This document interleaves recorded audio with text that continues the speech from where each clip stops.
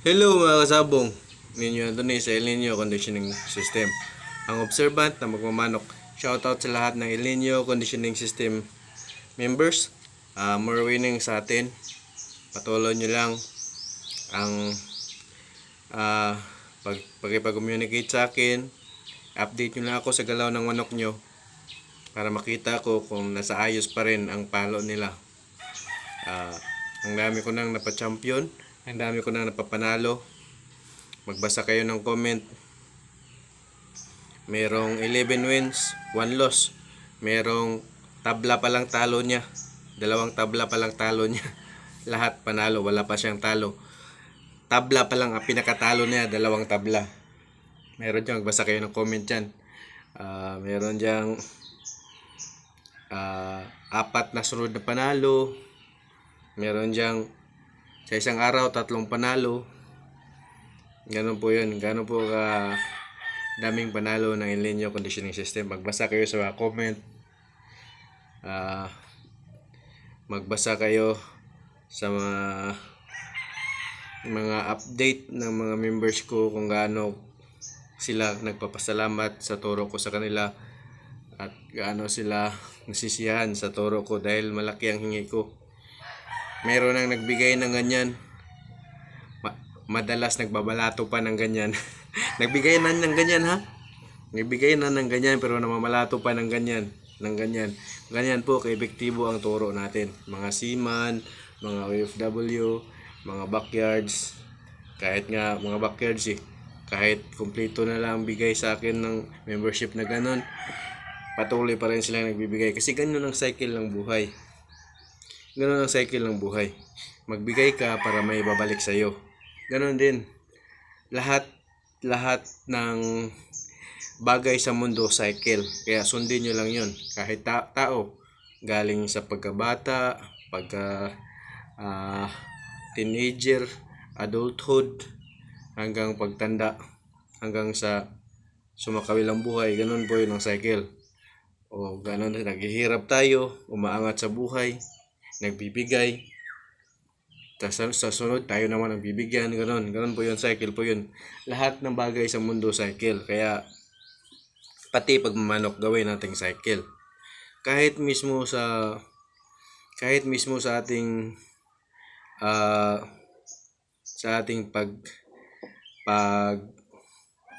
paglalaro ng sabong, kahit sa sabong, minsan manalo tayo, minsan nasa taas tayo panalo, minsan matalo tayo. Ganun na po yun. Pero dito sa El Nino Conditioning System, madalas panalo. Totoo po yun, madalas panalo. Kasi ginawa ko ang cycle ng manok. Ginawan ko ng formula ang cycle ng manok. Paano pagalawin, paano ang vitamins i-cycle, paano ang training i-cycle, paano ang sparring i-cycle. Kaya lahat ng gagawin ko sa manok para gagalaw sila ng maayos, nasa chart ko na, nasa video ko na. Ang pag-send na lang, kaya pag magpa-member na kayo, kahit mag-down lang kayo ng kalahati, ganon, mag-down lang kayo, pwede na kayong maging member. Dagdagan nyo na lang pag manalo kayo. O hindi, mag-PM lang kayo sa akin, pag-usapan natin kasi di naman ako madamot. Marami na akong napachampion. Marami na akong napapanalo na hindi pa nagda-down. Marami na po. Pero pag champion nila, nagpapadala na sila. May nagpadala ng ganyan, may nagpadala ng ganyan, may nagpadala ng ganyan. Ang dami. Kaya nagpapasalamat ako sa kanila, sa mga nagpapadala ng mga balato, kasi doon ako kumikita sa balato at sa mga membership fee nila. Kasi wala akong trabaho ngayon. Kaya sinishare ko ang knowledge ko. Pero may bayad nga lang. Ganoon lang po. Kasi kung ililibre ko to, ang dami nang nag-champion na hindi nagbigay sa akin. Nung matalo tsaka bumalik sa akin. Tapos kaya ko pa rin sinabihan, hindi naman ako madamot Binigyan ko pa rin ng mga advices. Pero okay lang yan. Kasi knowledge naman na sinishare ko. At least hindi ako nagdadamot sa kanila. Ang bait ng God Almighty kasi binibigyan pa rin ako ng mga members halos araw-araw, linggo-linggo. mayroon pa rin pag-member sa akin. So, yung utang ko na 5,000 weekly sa bahay, nakakaya naman. Dahil sa mga bigay nyong balato at sa mga bigay nyong membership fee. Kaya kung gustong magpa-member na kayo, tiyak matututo kayo sa El Nino conditioning system at gagaling ang manok nyo. Lahat ng feedback, first week pa lang na feedback ha, ang gaganda na. Wala man lang nag-feedback na maganda, mapangit, na hindi gumaling ang palo. Kasi videohan nyo yan sa hindi pa kayo naka-El Nino conditioning system sa sparring. Tsaka i-compare no sa isang linggong naka-El Nino conditioning system ka na, gagaling na yung manok mo. Pero 4 na linggo dapat yung training ng manok para masanay siya. Ganun lang po yun. Kaya yung mga nagmamadali, minsan panalo, talo, basta nakikita na magaling ang manok, ilalaban na. Kumpletuhin nyo muna ang 28 days conditioning. Pero may chance pa yung manalo, pero iba pa rin ang nakakompleto ng 28 days conditioning. Iba pa rin. Basta ayusin mo lang ang pahinga, ayusin mo lang ang pag-hitting sa manok, at ayusin mo lang ang magbitaw, tiyak gagalaw ang manok mo. So, nananawagan pala ako sa mga El Nino Conditioning System members at El Nino Conditioning System subscriber at followers. Comment down below kung ano experience nyo, kung ano ang naranasan nyo sa El Nino Conditioning System, nakailang panalo na kayo, nakailang kahit nakailang talo kayo or nakailang panalo, bigyan nyo ng comparison para maengganyo naman ng iba na hindi lang to pagyayabang ang tinuturo ko sa inyo. Ang mga sinasabi ko hindi to pagyayabang, totoo talaga to na marami nang nananalo. Nananawagan ako sa lahat ng El Nino Conditioning System subscriber na mag-comment kayo dyan kung ilan na panalo nyo. Mag-comment din kayo kung ilan ang talo nyo para may comparison naman. Para maengganyo yung iba na hindi pa naka-El Nino. Yung mga hindi naka-El Nino conditioning system, magpag-iiwanan na kayo. Marami na pong mga naka-El Nino conditioning. 100 na yan mahigit. Malapit na yan mag 200. Pero nanawagan pa rin ako sa hindi pa member sa El Nino conditioning system, magpa-member na kayo. So ngayon, ang pag-uusapan naman natin ay ang pagbibreed ng winning talaga ang maging resulta. Pagbibreed na winning talaga ang maging resulta. Yung hindi na tsambahan yung pagbibreeding mo ba? Kasi kami, ako, bayaw ko, ilan ba kami nagbibreeding? Ako, nagbibreeding ako. Halos 80% panalo ng binibreed ko. Bayaw ko, nagbibreed. Mga 80, mas nataas pa winning percentage niya, 90% ata. Yung isang bayaw ko, nagbibreed din siya. Ganoon din, matataas ang winning percentage namin. Hiwalay-hiwalay yung ako, yung breeding area ko nandito. Yung sa bayaw ko, sa bundok. Dalawa sila doon. Pero hiwalay yung breeding nila. Pero nagpapanalo. Maraming bumibili sa amin. At lahat nagpapanalo, kaya paulit-ulit naubos ang manok nila eh. Kasi nagpapanalo. So, may mga sistema. Ako, ang i-share ko muna ang sistema ko. Ang sistema ko. Paano ko binibreed ang mga winners. Una, nung nakaproduce ako ng winners, bumili ako ng isang broodcock galing sa breeder na hindi gambler, yung nagmamanok lang talaga siya. Bumili ako sa kanya ng lemon alin. Ang lemon alin niya, nakapalibas ako ng 7 lalaki, 6 panalo, 1 lang talo. Sunod, palabas ko, 4 na anak lalaki, 3 panalo, 1 talo, patay din kalaban. Tsaka itong 3 bumibilang ng panalo, 2, 3 panalo, namatay lang yung broodcock ko. So paano ko ba yun ginawa? Yung babae na gamit ko is mga winner ang anak, mga winner na ang anak. Yung ginamit ko na inahin, paulit-ulit lang, isa lang ang ginagamit kong inahin na nagpo-produce ng winning, namatay lang. Kaya may anak siyang natira, isa na lang ngayon, nagpapanalo pa rin ang anak. Na ngayon po, kaya pumili kayo ng inahin na nagpapanalo. I-record nyo ang mga anak. I-record nyo ilan ang panalo. Kung lamang sa panalo, i-keep nyo yung inahin. Tsaka ito pang isa pang sistema ko sa pag-breed. Sa palagay natin, may dalawang pamilya ka na winning. Dalawang pamilya ang winning. Palagay natin, lagyan na natin ng pangalan kasi bloodline ng may mga pangalan ng manok ngayon para maunawaan sa lahat. So bigyan na natin ng bloodline. So palagay natin, sa kabila is roundhead, sa kabilang pamilya is lemon, kasi meron ako dyan lemon tsaka roundhead. So palagay natin lemon tsaka roundhead, dapat may inahin ka lemon, yung dalawa polo lemon yan, inahin niya, dalawa lemon yan. At roundhead lalaki, dalawa rin, magkapatid din to ha.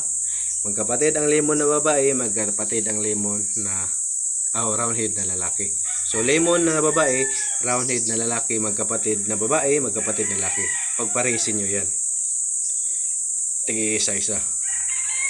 So pag magparisin nyo yan, dahil magkakapatid sila, so 50-50, para hindi tayo malito, gawin na natin ang pinaka scientific na approach sa breeding is 50-50, diba?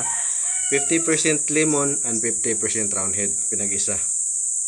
So ang mga anak nila 50-50. Pero ang pinanggalingan nila lemon na babae, roundhead na lalaki. Pinagpares 50-50 ang anak. So yung mga anak nila magpinsan, di ba? Magpinsan, hindi 'yun magkapatid. Yung every side, ito pinagsama. Lemon na babae, roundhead na lalaki, pinagsawa. Ang anak nito at ang anak nito, ang anak ng dalawa na yan magpinsan lang, di ba? Magpinsan. 50-50 ang composition ng bloodline nila. So yung mga anak nila sa both side, wag lang ang magkapatid ha, wag lang ang mga anak nito ang pagsamahin.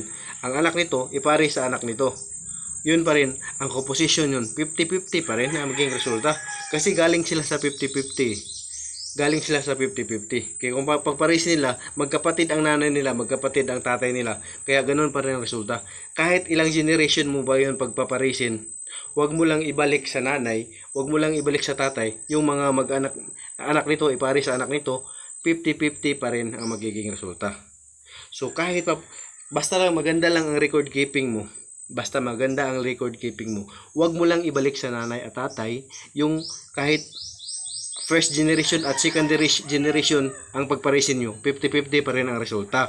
Kasi yun ang composition ng blood nila di ba? Tsaka magkapatid ang nanay nila, magkapatid ang tatay nila. Ganun po yun. Kaya sigurado ka, kahit ang first generation, basta di lang magkapatid sa nanay ang first generation at ang second generation, di lang magkapatid sa nanay at tatay, basta doon lang sa tiyahin nila, pwede yan pagparisin. So it means 50-50 pa rin ang maging resulta. Nagets nyo ba? Ito ha, ulitin ko.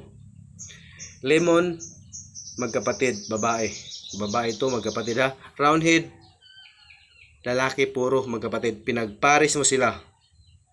Ang anak nito at ang anak nito, ang anak nila is 50-50. Pero magpinsan sila, hindi sila magkapatid. So ang anak nito at ang anak nito, kung pagparisin ang mga resulta nila, wag lang ang anak nito pagparisin. Basta ang anak nito ipares sa anak nito, 50-50 ang composition ng dugo, yun pa rin. Guess nyo ba? So ganito. Ang first generation nito at second generation nito, pwede pa yan pagparisin. Wag lang yung ibalik sa nanay. Wag ibalik sa tatay.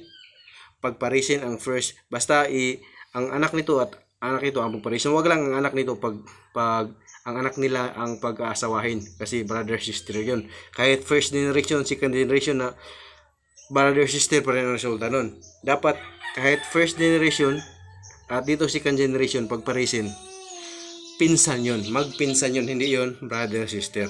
Ang hindi maganda na pag-breeding is brother-sister. Yung sa galing lang sa isang nanay at isang tatay. Kahit first at second generation ang pagparisin mo, brother-sister pa rin, may diferensya pa rin lalabas.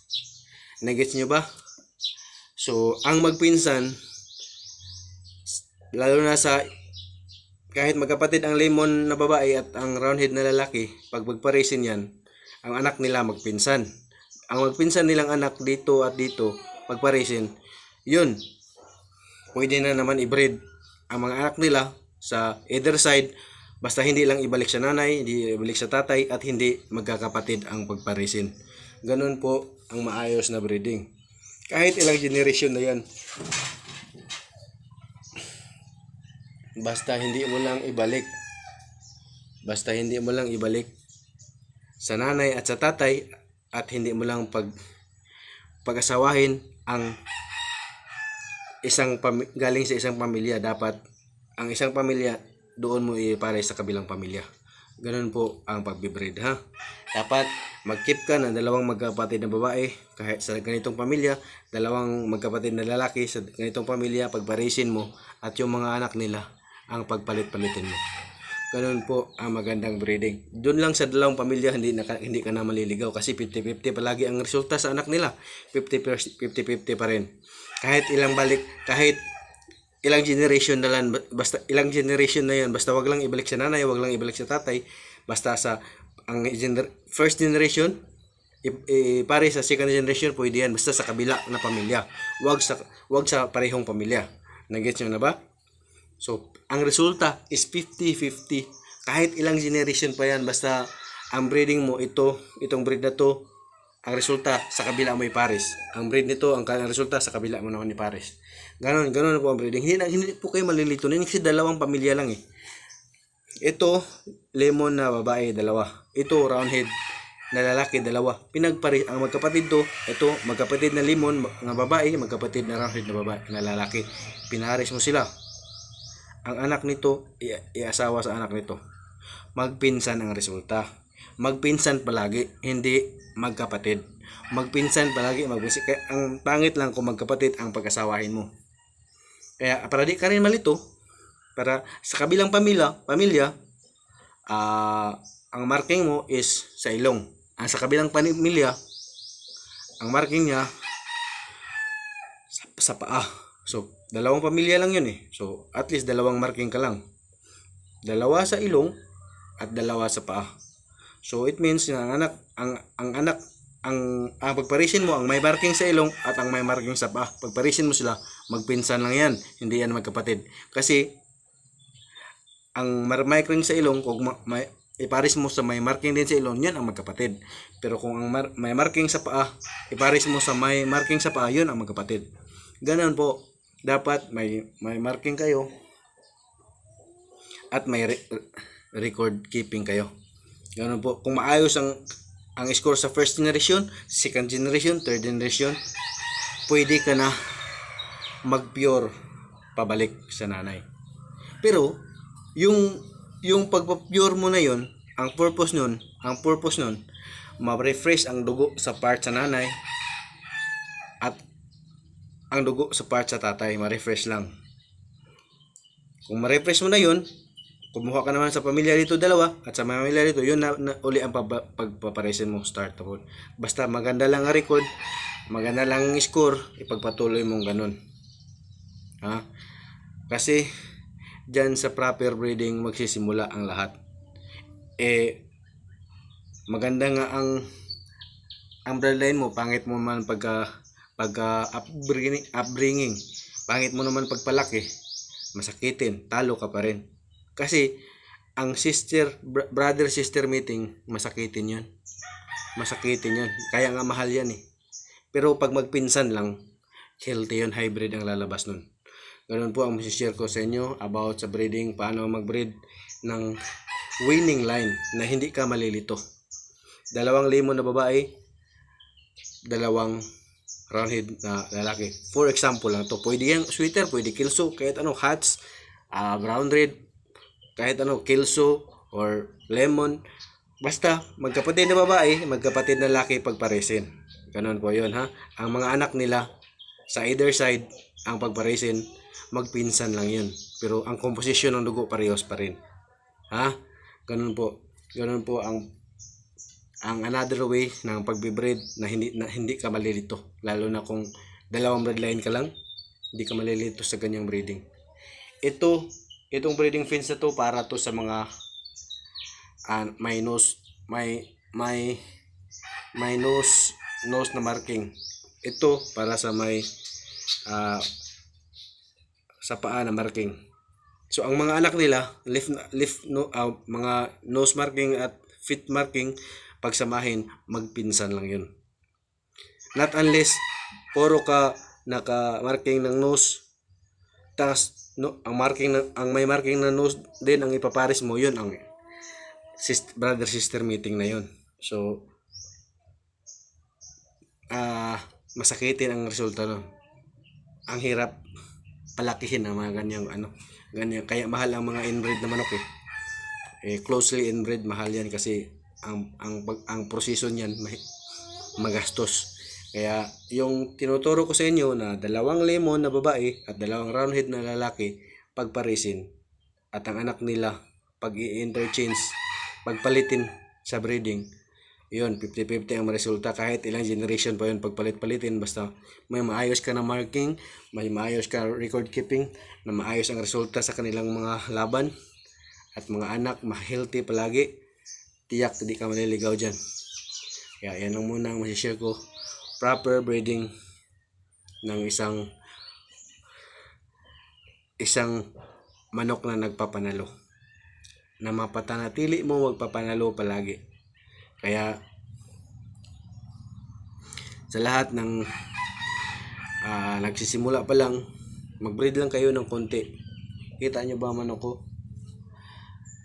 Bulik, black, talisayin, pula, pero pare-pareho ang bloodline yan. Kulay lang ang diferensya dyan.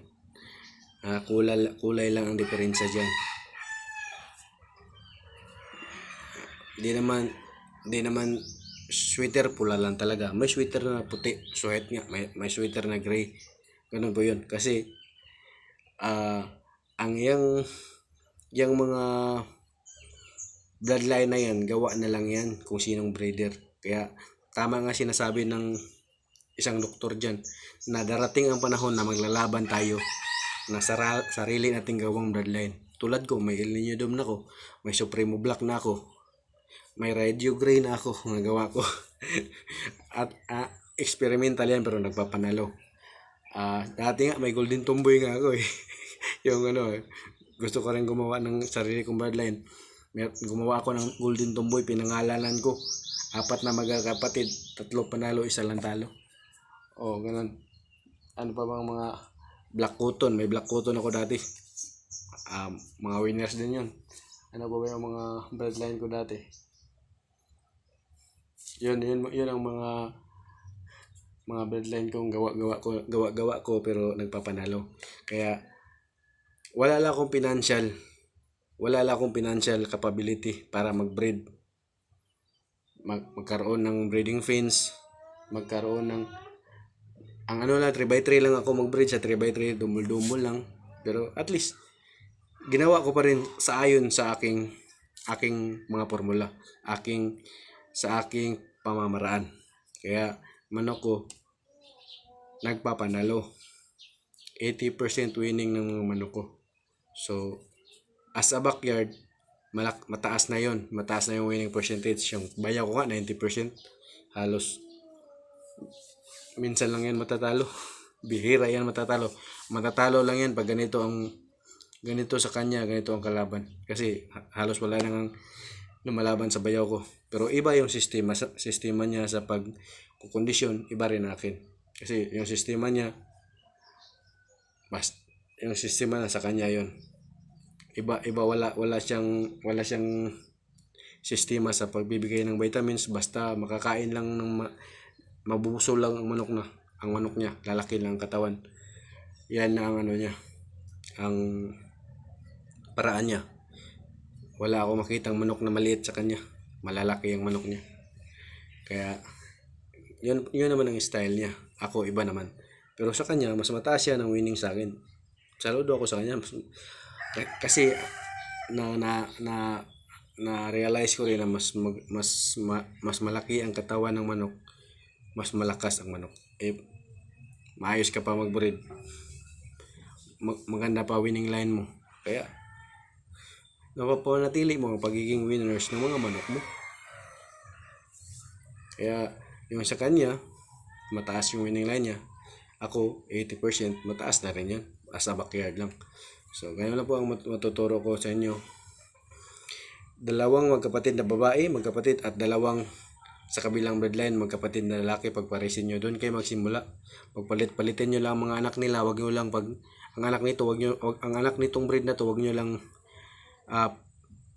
ibalik sa kapatid nila. Sa kabila mo sila ipares para pinsan pa rin nila. Hindi sila magkapatid, hindi sila closely related.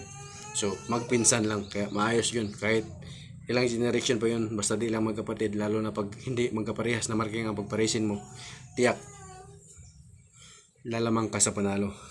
Bibilang ng panalo ang manok mo. Kaya, yan lang muna masishare ko sa inyo guys. Subukan nyo yan. Tataas ang winning percentage nyo.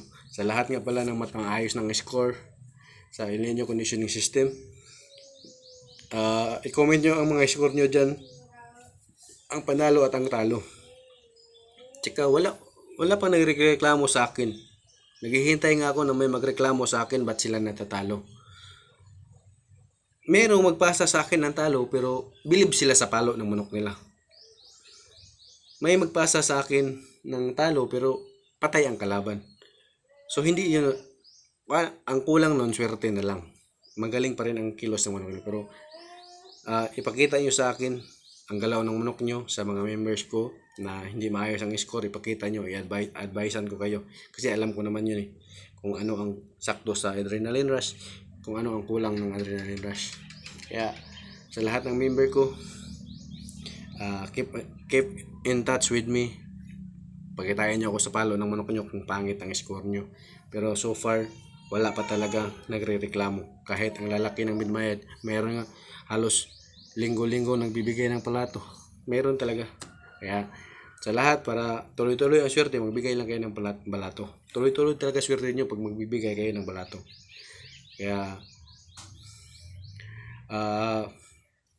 sa lahat ng El Nino conditioning system members, more winning sa inyo. Kaya salamat sa mga nagbibigay ng balato. Salamat sa nagpapamember. Sa mga hindi pa member, magpa-member na kayo para hindi kayo mapag-iwanan. Baka ang tumatalo na sa inyo ngayon, naka El Nino conditioning system na.